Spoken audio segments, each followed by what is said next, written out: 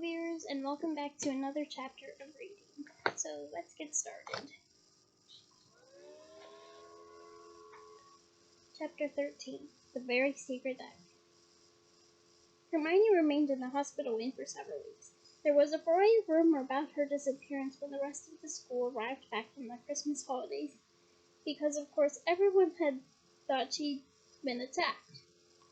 So many students filed past the hospital and tried to catch a glimpse of her that Madame Pomfrey took out her curtains again and placed them around Hermione's bed to spare her the shame of being seen with a furry face.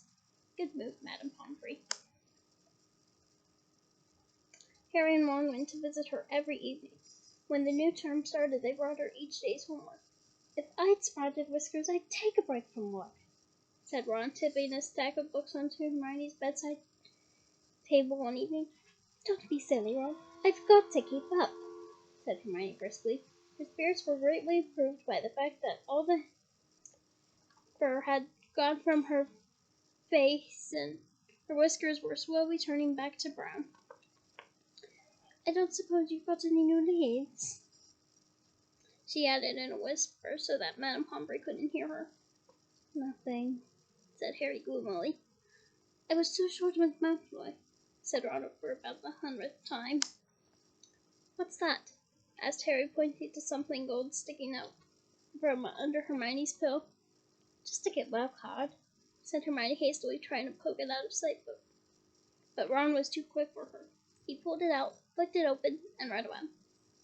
"To Miss Granger, wishing you a speedy recovery from your unconcerned teacher, Professor Gilderoy Lockhart, Order of Merlin, 3rd class, honorary member of the Dark Force Defense League, and 5-time winner of Witch Weekly's Most Charming Smile Award."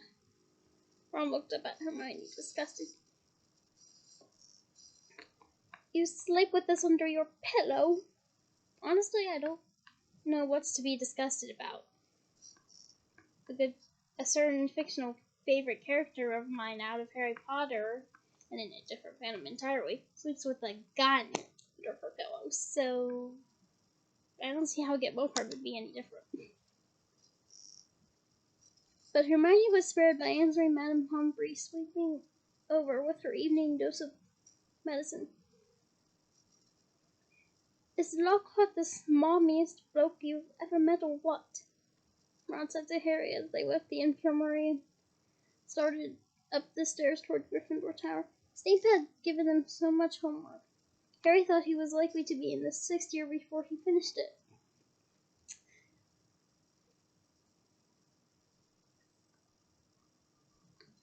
Ron was just saying he wished he had asked Hermione how many rat tails you were supposed to add to a hair-raising potion when an angry outburst from the floor above reached their ears.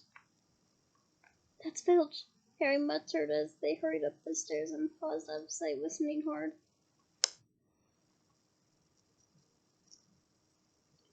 "You don't think someone else has been attacked?" said Ron tensely. They stood still, their heads inclined toward Filch's voice, which sounded quite hysterical. "Even more work from me, mopping all night, like I haven't got enough to do. No, this is the final straw. I'm going to Dumbledore." His footsteps receded along the out-of-sight corridor, and they heard a distant door slam.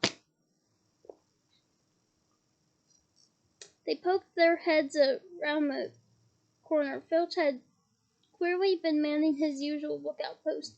They were once again on the spot where Mrs. Norris had been attacked. They saw at a glance what Filch had been chatting about. A great pool of water stretched over half the corridor, and it looked as though it was still seeping from under the door of Moaning Myrtle's bathroom. Now that Filch had stopped shouting, they could hear Myrtle's wails echoing off the bathroom walls. "Now what's up with her?" said Ron.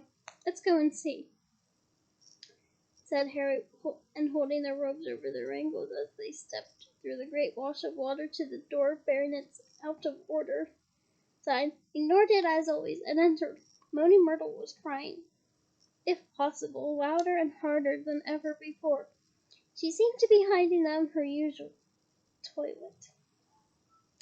It was dark in the bathroom because the candles had been extinguished in the great wash of water that had left both walls and the floor soaking wet. "What's up, Myrtle?" said Harry. "Who's that?" bugged Myrtle miserably. "Come to throw something else at me." Harry waded across to her stall and said, "Why would I throw something at you?" "Don't ask me!" Myrtle shouted, emerging with a wave of yet more water which splashed onto the already sopping floor.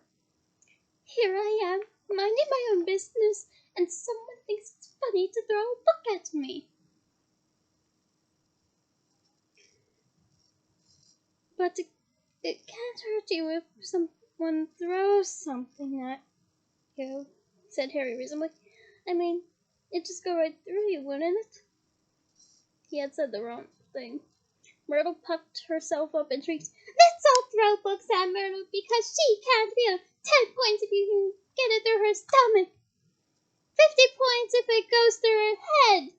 Well, ha ha ha, what a lovely game. I don't think." "Who threw it at you anyway?" asked Harry. "I don't know. I was just sitting in the bed thinking about that, and it fell right through the top of my head," said Myrtle, glaring at him. "It's over there. It got washed out." Harry and Ron looked over the sink where Myrtle was pointing. A small, thin book lay there. It had a shabby black cover and was as wet as everything else in the bathroom. Okay, this is not black nor shabby, but it'll work. Here's a visual.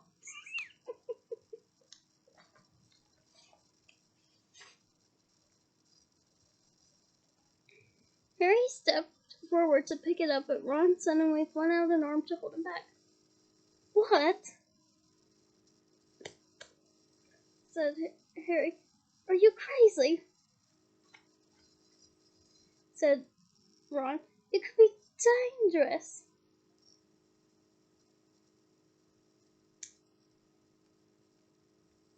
"Dangerous?" said Harry, laughing. "Come off it. How could it be dangerous?"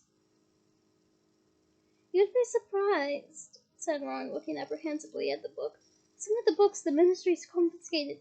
Dad's told me there was one that burned your eyes out. And everyone who read Sonnets of a Sorcerer spoke in limericks for the rest of their lives." I wouldn't mind that. I like poetry. "And some old witch in Bath had a book that you could never stop reading." That sounds like a book Mom would like to read. "You just had to wander around with your nose in it, trying to do everything one-handed. And, alright, I've got the point," said Harry. The little book lay on the floor, nondescript and soggy.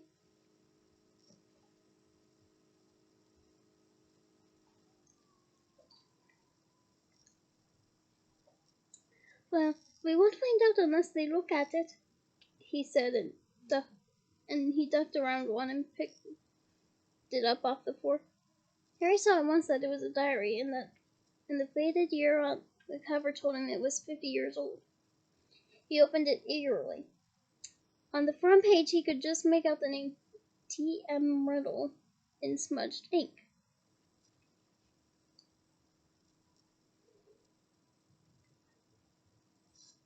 "Hang on," said Ron, who had approached cautiously and looking over Harry's shoulder. "I know that name. T.M. Riddle got an award for special services to the school 50 years ago." "How on earth do you know that?" said Harry in amazement. "Because Filch made me polish his shield about 50 times in detention," said Ron resentfully. "That was the one I burped slugs all over. If you wiped slime off a name for an hour, you'd remember it too." Harry peeled the wet pages apart. They were completely blank. There wasn't the faintest trace of writing any of them. Not even Auntie Mabel's birthday or dentist 3:30. "He never wrote in it," said Harry, disappointed. "I wonder why someone wanted to flush it away," said Ron curiously. Harry turned to the back cover of the book and saw the printed name of a variety store on Vauxhall Road, London.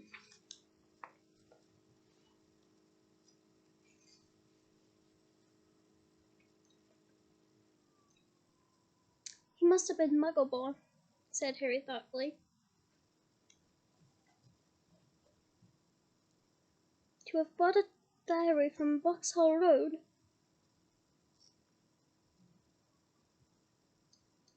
Well, it's not much use to you, said Ron. He dropped his voice. 50 points if you can get it through Myrtle's nose. Harry, however, pocketed it. Hermione left the hospital when Dave whiskered tail whistled for free at the beginning of February. I was born in February. On her first evening back in Gryffindor Tower, Harry showed her T.M. Myrtle's diary and told her the story of how they had found it. Ooh, it might have hidden powers. Well, more or less, said Hermione enthusiastically, taking the diary and looking at it closely. I'm gonna say a popular word of the brains quote. All right then, keep your secrets. I'm sorry, I couldn't resist.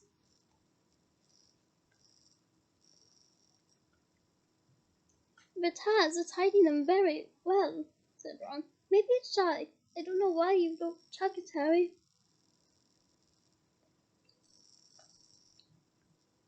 I wish I knew why someone did try to chuck it, said Harry. I wouldn't mind knowing how Riddle got an award for special services to Hogwarts either. Could have been anything, said Ron. Maybe he got 30 animals or saved a teacher from the giant's grin. Maybe he murdered Myrtle. That would have done everyone a favor. You don't know how true that is.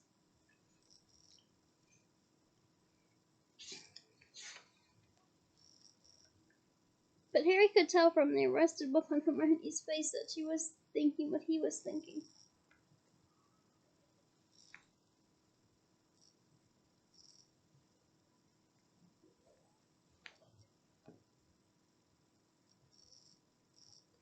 What? Said Ron, looking from one to the other. Well, the Chamber of Secrets was opened 50 years ago, wasn't it? He said. That's what Malfoy said. Yeah, said Ron slowly. And this diary is 50 years old, said Hermione, tapping it excitedly. So, oh, Ron, wake up, snapped Hermione. We know the person who opened the chamber last time was expelled 50 years ago. We know Tia Myrtle got an award for special services to the school 50 years ago.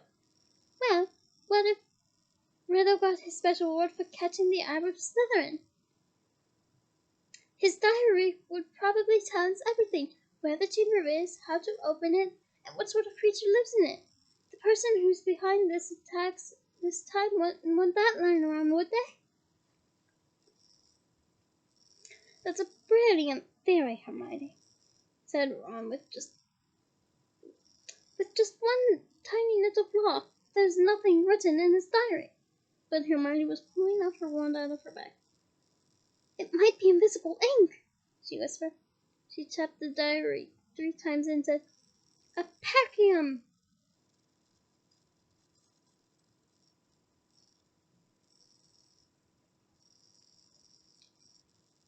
Nothing happened.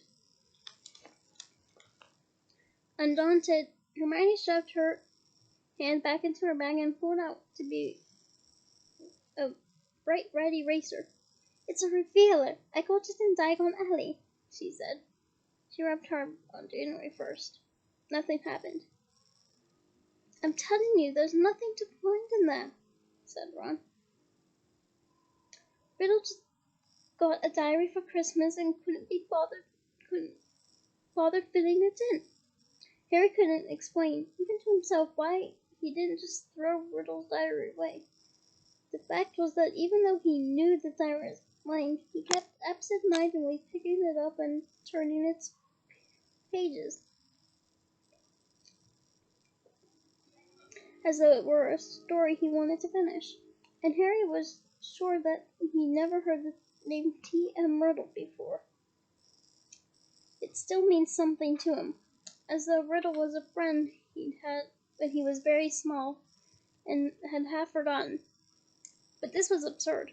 He had never had friends before Hogwarts. Dudley made shorthand. Oh. Consider this me hugging Harry.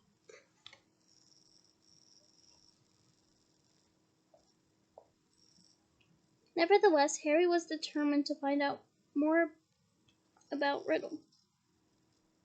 So the next day at break, he headed for the trophy room to examine Riddle's special reward, accompanied by an interested Hermione and a thoroughly unconvinced Ron, who told him he's seen enough of the trophy room to last him a lifetime.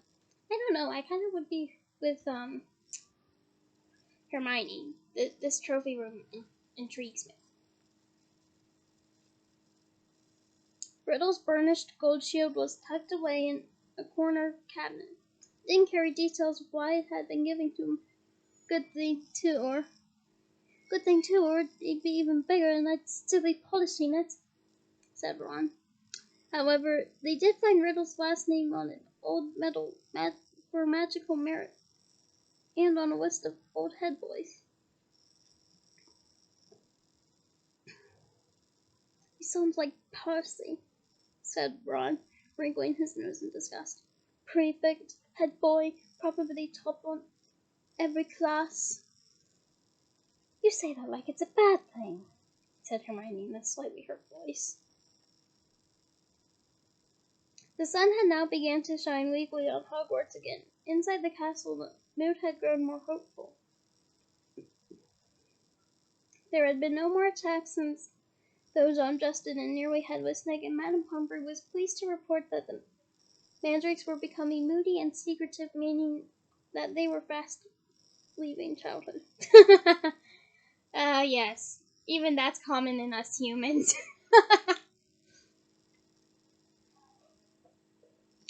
The moment the acne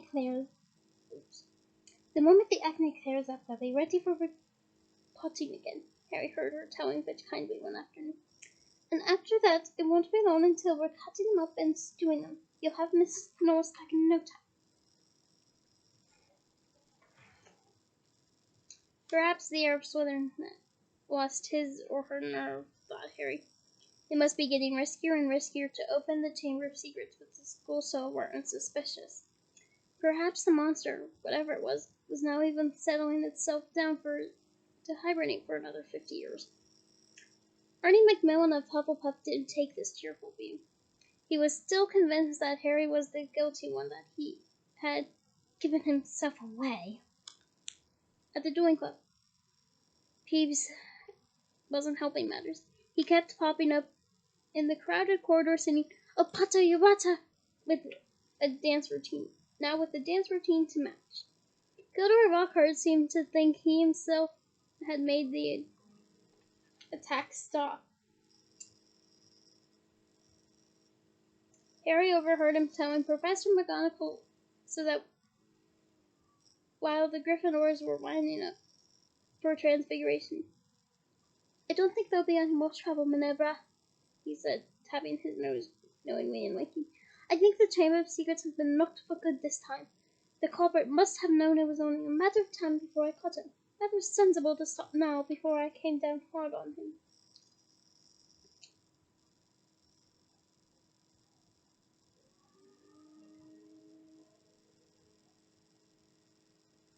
"You know what this school needs now is a morale booster. Washed away the memories of last term.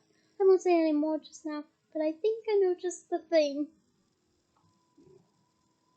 He tapped his nose again and strode off. Lockhart's idea of a morale booster became clear at breakfast time on February 14th, aka the lovely holiday of Valentine's. It's also the seat day. It's also the feast day of Saint Valentine. Harry hadn't much sleep. Harry didn't sleep much because of a late running Quidditch practice just the night before, and he hurried down to the Great Hall slightly late. He thought for a moment that he'd walked through the wrong doors. The walls were all covered with large, liquid pink flowers. Worse still, heart-shaped confetti was falling from the pale blue ceiling. Harry went over to the Gryffindor table where Ron was sitting, looking sickened, and Hermione seemed to have been overcome with giggles. "What's going on?" Harry asked him, sitting down and wiping the confetti off his bacon. Yeah, that's relatable. I don't think confetti's delicious. Ron pointed to the teacher's table, apparently too disgusted to speak. Lockhart, wearing liquid pink robes to match the decorations, was waving for silence. Okay, pink is a beautiful color. It's one of my happy colors, in fact. But it's a color you have to treat right. Too much pink can be overpowering, and too little pink can lead to, I guess, not enough balance. So, while it is a pretty color, I just think you have to know which particular tint or particular shade you like best. So for me, the pink that I like best is the pink found in Peonies, or blush pink. That is such a beautiful tint. I recommend you looking it up if you don't know firsthand what it's like.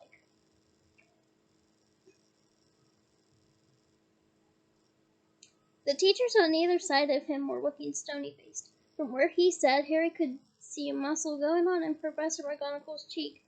Snape looked as though someone had just fed him a large beaker of Skelly Grove.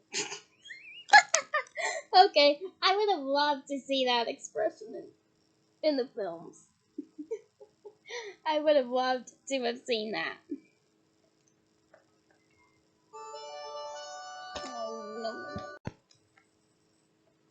Happy Valentine's Day, Lockhart said, and may I thank the 46 people who have so far sent me cards. Yes, I've taken the liberty of arranging this little surprise for you all, and it doesn't end here. Lockhart clapped his hands, and through the doors to the entrance hall marched a dozen surly-looking dwarfs. Not just any dwarfs, however. Lockhart had them all wearing golden wings and carrying harps, aka dressed as Cupid. My friendly card-carrying Cupids, beamed Lockhart. They will be roving around the school today, delivering your valentines. And the fun doesn't stop here. I'm sure my colleagues will want to enter the spirit of the occasion. Why not ask Professor Snape to show you how to whip up a love potion? And while you're at it, Professor Flitwick knows more about transient enchantments than any wizard I've ever met, the sly dog. Professor Flitwick buried his face in his hands. Snape was looking as though the first person to ask him for a love potion would be first force-fed poison. Again, yet another look I would have loved to see in the films.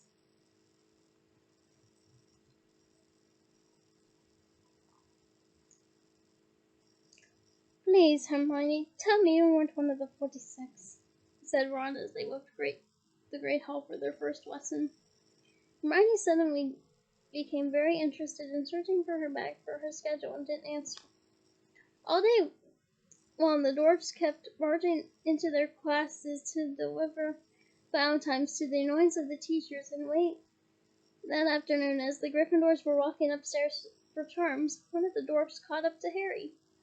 Oi, you, Harry Potter! Shouted a particularly grim-looking dwarf, elbowing people out of the way to get to Harry.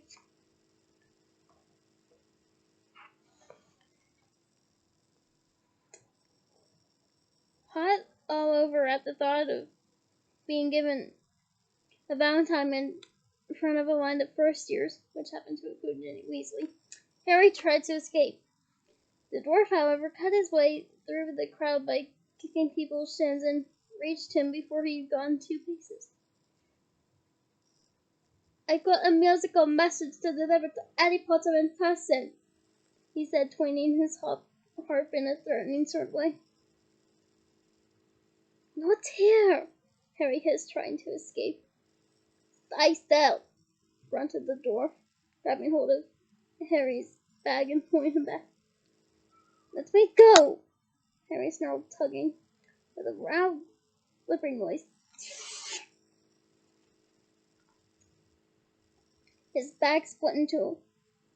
His books, wand, parchment, and quill spilled onto the floor, and his ink bottle smashed over everything. Oh. Rotten luck to befall Harry. Again, consider this me hugging Harry. Harry scrambled around, trying to pick it all up before the dwarf started singing, causing something of a hold-up in the corridor. What's going on here? Came the cold, drawling voice of Draco Malfoy.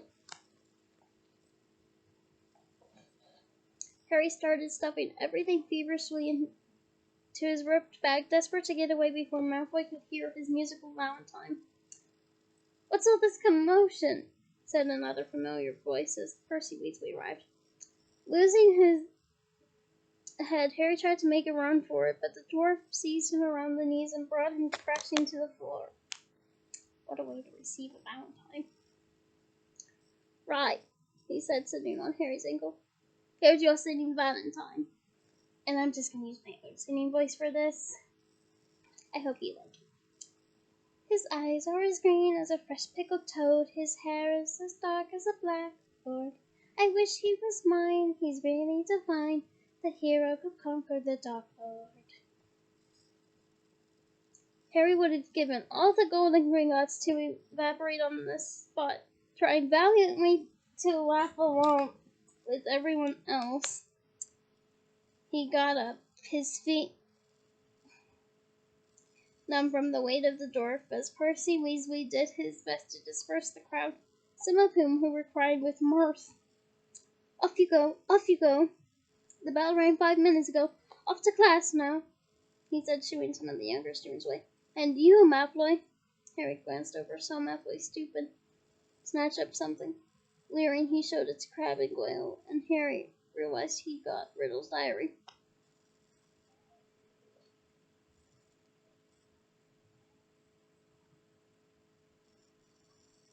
Wonder what Potter's written in this, said Malfoy, who obviously hadn't noticed the error on the cover and thought he had Harry's own diary. A hush fell over the onlookers. Ginny was staring from the diary to Harry, looking terrified. Hand it over, Malfoy, said Percy sternly. Then I've had a look, said Malfoy, waving the diary tauntingly at Harry. Percy said, as a school prefect, but Harry had lost his temper. He pulled out his wand and shouted, Expelliarmus! And just as Snape had disarmed Lockhart, so Malfoy found the diary shooting out of his hand into the air. Ron, grinning broadly, caught it.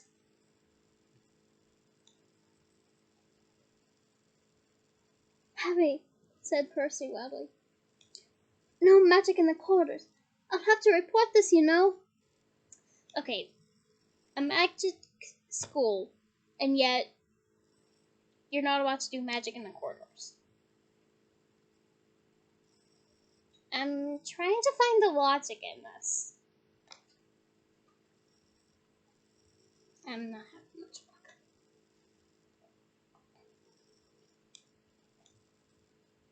But Harry didn't care. He was one up on Malfoy, and that was worth 5 points from Gryffindor any day. Malfoy was looking furious, and as Ginny passed him to enter her classroom, he yelled spitefully after her, I don't think Potter liked your Valentine much. Ginny covered her face with her hands and ran into class. Snarling, Ron pulled out his wand too, but Harry pulled him away. Ron didn't need to spend the whole charm squelching slugs. Yeah, I don't think that would be pretty. It wasn't until they had reached Professor Flitwick's class that Harry noticed something rather odd about Riddle's diary. All of his other books were drenched in scarlet ink. The diary, however, was as clean as it had been before the ink bottle had smashed all over it. He tried to point this out to Ron, but Ron was having trouble with his wand again. Large purple bubbles were blossoming out at the end, and he wasn't much interested in anything else. Harry went to bed before anyone else in his dormitory that night. This was partially because he didn't think he could stand Fred and George singing, "His eyes are as green as a fresh pickled toad," one more time, and partly because he wanted to examine Riddle's diary again, and knew that Ron thought he was wasting his time.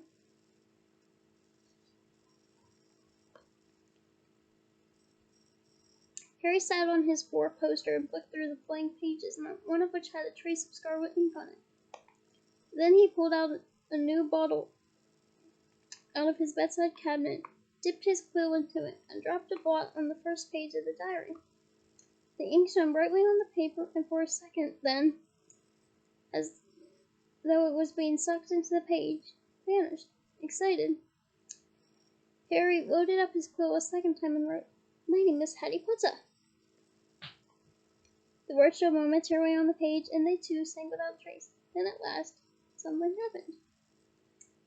Oozing back out of the page in his very own ink, came words Harry had never written. "Hello, Harry Potter. My name is Tom Riddle. How did you come by my diary?" Okay, this is something despite the circumstances, this is something I wish I could do with diaries, like writing them and then they would like talk back to me. But that would be nice. These words too faded away, but not before Harry had started to scribble back. "Someone tried to flush it down the toilet."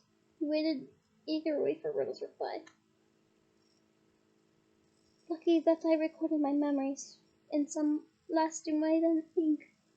But I always knew that there would be those who would not want this diary read." "What do you mean?" Harry scrawled, blotting the page in his excitement. "I mean that this diary holds memories of terrible things that were covered up, things that happened at Hogwarts School of Witchcraft and Wizardry." "That's where I am now," Harry wrote quickly. "I'm at Hogwarts and horrible stuff's been happening." "Do you know anything about the Chamber of Secrets?" His heart was hammering.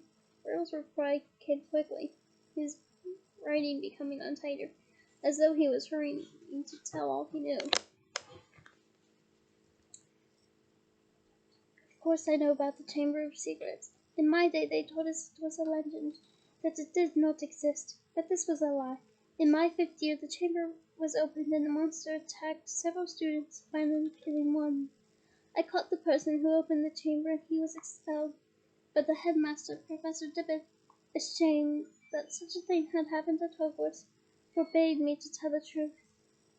A story was given out to the girl who had died in a freak accident. They gave me a nice shiny engraved trophy for my trouble and warned me to keep my mouth shut. But I knew it could happen again. The monster lived on, and the one who had the power to release it was not imprisoned."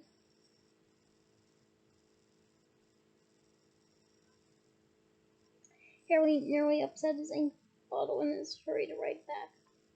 "It's happening again now. There have been 3 attacks and no one seems to know who's behind them. Who was it last time?" "I can show you if you'd like," came Riddle's reply. "You don't have to take my word for it. I can take you inside my memory of the night when I caught him." Harry hesitated, his quill suspended over the diary. What did Riddle mean? How could it be taken inside of somebody else's memory? He glanced nervously at the door to the dormitory, which was growing dark. When he looked back at the diary, he saw fresh words for me. "Let me show you." Harry paused for a fraction of a second and then wrote 2 letters. "Okay." The pages of the diary began to blow, as though caught in a high wind, stopping halfway through the month of June. Mouth hanging open, Harry saw that the little square for June 13th seemed to have turned into a minuscule television screen. His hands trembling slightly, he raised the book to press his eye against the little window, and before he knew what was happening, he was tilting forward. The window was blinding, and he felt his body leave his bed, and there was He was pitched headfirst through the opening in the page into a world covered in shadow. He felt his feet hit solid ground and stood shaking as the blurred shapes around him came suddenly into focus.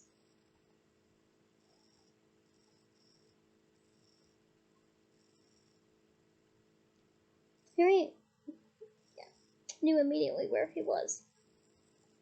This circular room with the sleeping portraits was Dumbledore's office.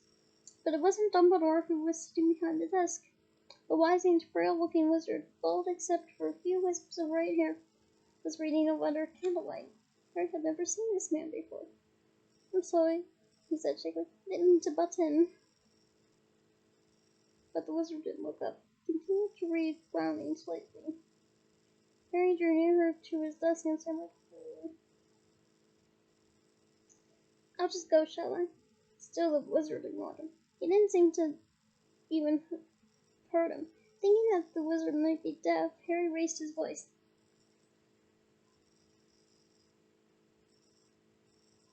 "Sorry I disturbed you. I'll go now," he half shouted. The wizard folded up the letter with a sigh, stood up, walked past Harry without glancing at him, and went to draw the curtains at the window. The sky outside the window was ruby red. Such a beautiful color. It seemed to be sunset. That explains it. The wizard went back to the desk, sat down, and twiddled his thumbs, watching the door. Harry looked around the office. No Fox the Phoenix, no wearing silver contraptions. This was Hogwarts as Riddle had known it, meaning that this unknown wizard was a headmaster, not Dumbledore. And he, Harry, was little more than a phantom, completely invisible of the 50 years ago. There was a knock on the office door.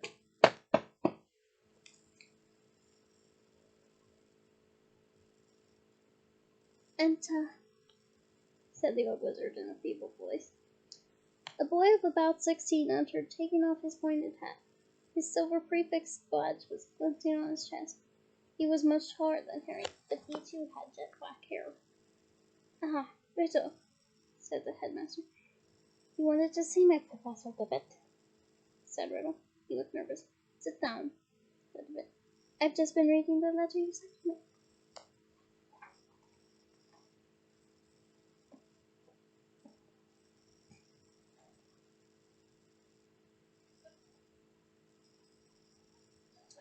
"Oh," said Riddle. He sat down, gripping his hands together very tightly. "My dear boy," said Dibbit kindly, "I cannot possibly let you stay at school over the summer. Surely you want to go home for the holidays?" "No," said Riddle at once. "I'd rather much stay at Hogwarts than go back to that.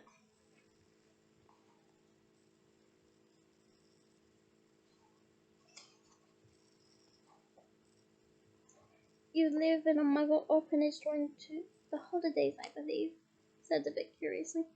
"Yes, sir," said Riddle, reddening slightly. "You are Muggle born?" "Half-blood, sir," said Riddle. "Muggle father, witch mother." "And are both of your parents?"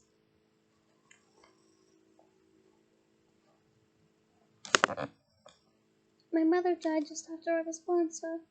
They told me that at the orphanage she lived long enough just to name me. Tom after my father, Marbolo after my grandfather." Tippet clucked his tongue sympathetically.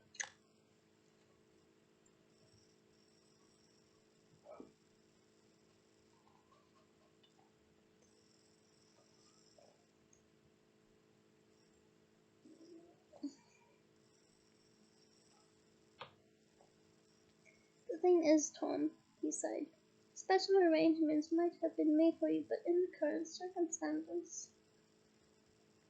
"You mean all these attacks, sir?" said Riddle, and Harry's heart leapt. He moved closer, scared of missing anything. "Precisely," said the headmaster. "My dear boy, you must see how foolish it would be of me to allow you to remain at the castle when term ends, particularly in light of the recent tragedy, the death of that poor little girl. You will be safer by far at your orphanage. As a matter of fact, the Ministry of Magic is now even talking about closing the school. We are no nearer locating the source of all this unpleasantness.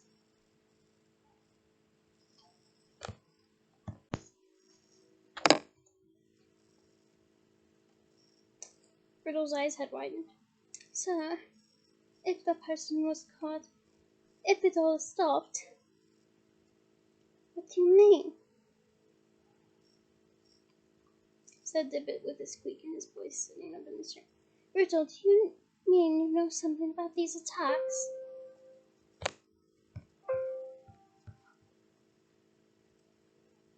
No, sir, said Riddle quickly. But Harry was sure it was the same sort of no that he himself had given Dumbledore. Dippet sank back, looking faintly disappointed. You may go, Tom. Riddle slid off his chair and slouched out of the room. Harry followed him. Down the moving spiral staircase they went, emerging next to the gargoyle in the darkening corridor. Riddle stopped, and so did Harry, watching him. Harry could tell that Riddle was doing some serious thinking. He was biting his lips, his forehead furrowed. Then, as though he had suddenly reached a decision, he hurried off, Harry gliding noiselessly behind him. They didn't see another person until they reached the entrance hall, when a tall wizard with long, sweeping auburn hair and a beard called to Riddle from the marble staircase. What are you doing wandering along this thing, Tom? Harry gaped at the wizard. It was none other than a 50 years younger Dumbledore. I had to see the headmaster, sir, said Riddle. Well, hurry off to bed, said Dumbledore, giving Riddle exactly the kind of penetrating stare Harry knew so well. Best not to roam the corridors these days. Makes sense. He sighed heavily, bade Riddle good night, and screwed off. Riddle watched him walk out of sight and then, moving quickly, headed straight down the stone steps to the dungeons with Harry in hot pursuit. But to Harry's disappointment, Riddle led him not into a hidden passageway or secret tunnel, but to the very dungeon which Harry had potions with Snape. The torches hadn't been lit, and when Riddle pushed the door almost closed, Harry could only see him standing stock still by the door, watching the passage outside. It felt to Harry that they were there for at least an hour. All he could see was the figure of Riddle at the door, staring through the crack, waiting like a statue. And just when Harry had stopped feeling expected and tense and started wishing he could return to the present, he heard something move beyond the door. Something was creeping along the passage. He heard whoever was past the dungeon where he and Riddle were hidden. Riddle, quiet as a shadow, edged through the door and followed, Harry tiptoeing behind him, forgetting that he couldn't be heard. Oh, Harry.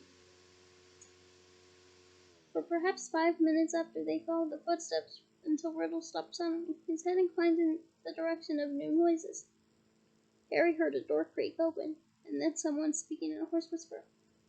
Come on, gotta get you out of here. Come on now, in the box. There was something familiar about that voice. Riddle suddenly jumped around the corridor. Harry stepped out behind him. He could see the dark outline of a huge boy who was crouching in front of an open door, a very large box next to it. Evening, Rubius, said Riddle sharply. The boy slammed the door shut and stood up. What you doing down here, Tom? Riddle stepped closer. It's all over, he said. I'm going to have to turn you in, Rubius. They're talking about closing Hogwarts if the attacks don't stop. Look here. I don't think he's meant to kill anyone. But monsters don't make good pets. I suppose you just let it out for exercise and... It never killed no one, said the large boy, backing against the closed door. From behind him, Harry could hear a runaway rustling and clicking. "Come on, Rubius," said Riddle, moving now closer. "The dead girl's parents will be here tomorrow. The least Hogwarts can do is make sure that the thing that killed their daughter is slaughtered." "It wasn't him," roared the boy, his voice echoing in the dark passage. "They wouldn't. They never." "Stand aside," said Riddle, drawing up his wand. His spell with the corridor with the sudden flaming light. The door behind the large boy flew open with such force it knocked him into the wall opposite, and out of it came something that made Harry let out a long, piercing scream unheard by anyone. A vast, low-swung, hairy body and a tangle of black legs that gleamed with many eyes, and a pair of razor-sharp pincers. Harry raised his wand again, Riddle raised his wand again, but he was too late. The thing bowled him over as it scuttled away, tearing up the corridor and out of sight. Riddle scrambled to his feet, looking after it. He raised his wand, but the huge boy leapt on him, seized his wand, and threw him back down, yelling, "No!" The scene whirled. The darkness became complete. Harry felt himself falling, and with a crash, he landed spread-eagled on his four-poster in the Gryffindor dormitory. Riddle's diary lay open on his stomach. Before he had time to regain his breath, the dormitory door opened and Ron came in. "There you are," he said. Harry sat up. He was sweating and shaking. "What's up?" Ron said, looking at him with concern. "It was Hagrid, Ron. Hagrid opened the Chamber of Secrets 50 years ago. And that is the end of this chapter. Join me next week for Chapter 14, Cornelius Fudge. Bye!